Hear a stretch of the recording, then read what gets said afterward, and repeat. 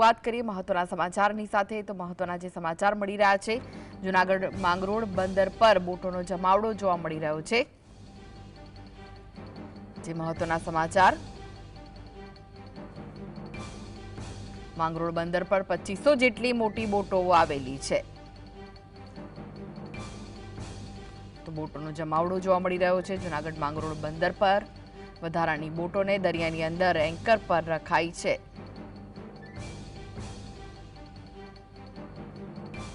વધારાની બોટોને દરિયાની અંદર એન્કર પર રખાઈ છે। જૂનાગઢ માંગરોળમાં બોટોનો જમાવડો વાવાઝોડું ફૂંકાય તો બોટોને પેટીમાંથી બહાર કાઢવાની પણ તૈયારી દર્શાવાઈ રહી છે।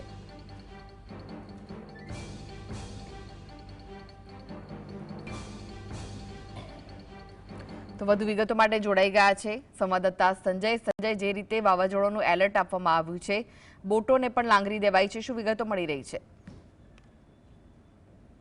જે ચોક્કસથી હું પ્રથમ આપણે જે માંગરોળનો દરિયા કિનારાના દ્રશ્ય બતાવીશ કે અહીં દરિયો હાલ ગાંડો તૂર થયો છે અને 8 થી 10 ફૂટ જેટલા મોજા ઉછળ્યા છે। જ્યારે બીજી તરફ વાત કરવામાં આવે તો જે તમામ બોટો છે આ બોટોને જે બહાર કાઢી લેવામાં આવી છે। ખાસ કરીને માંગરોળની અંદર જે 2500 જેટલી બોટો કહી શકાય આટલી બોટો છે, જેમાં જેટીની અંદર જગ્યા ન હોવાને કારણે દરિયાની અંદર એન્કર ઉપર પણ જે બોટો રાખવામાં આવી છે। ખાસ કરીને હાલ જો વાત કરવામાં આવે તો હાલ દરિયામાં કરંટ જોવા મળી રહ્યો છે। હું આપણે દરિયાના દ્રશ્ય બતાવીશ કે 8 થી 10 ફૂટ જેટલા હાલ મોજા ઉછળી રહ્યા છે અને ક્યાંય ને ક્યાંય વાવાઝોડાની અસર જે છે તે દરિયામાં દેખાઈ રહી છે અને તમામ બોટોને બહાર કાઢી લેવામાં આવી છે। ખાસ કરીને વાત કરવામાં આવે તો હજુ પણ સ્થિતિ વણશે અને પવન અથવા તો દરિયો વધુ તોફાની બને તો જે હું આપણે બતાવવા માંગીશ કે જે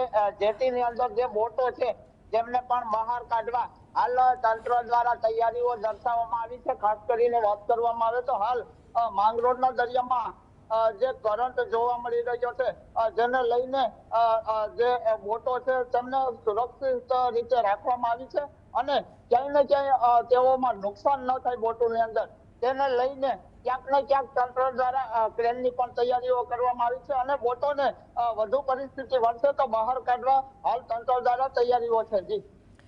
જી, તંત્ર દ્વારા તમામ તૈયારીઓ કરી લેવાઈ છે, બોટોને પણ લાંગરી દેવાઈ છે।